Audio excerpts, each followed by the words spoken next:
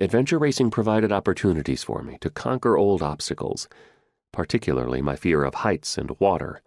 Not phobias, but definitely weaknesses, as well as a contrast to ultra-running. With the team, it was better to be less intense, have a sense of humor, try to relax and enjoy what we were doing. I didn't train specifically for any of these events, and instead relied on my endurance and my team to carry me through whatever we might encounter, wherever we might go. As amazing as most of the locations turned out to be, these adventures weren't vacations in a traditional sense, and we sure as hell were not catered to in any way. Think Survivor without the amenities. But they were about working together, having a good time, trying new things. The looser we were, the more we seemed to do well.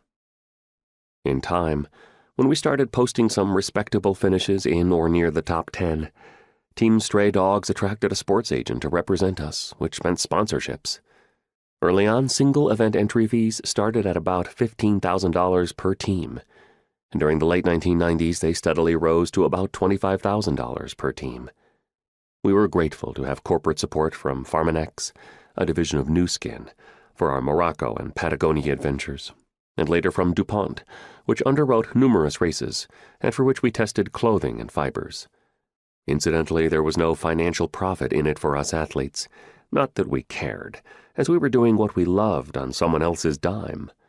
But the agent made some good money, and the corporate sponsors got exposure when MTV, the Discovery Channel, USA Network, ESPN, or Nat Geo broadcast the eco-challenges, or Red Golobas.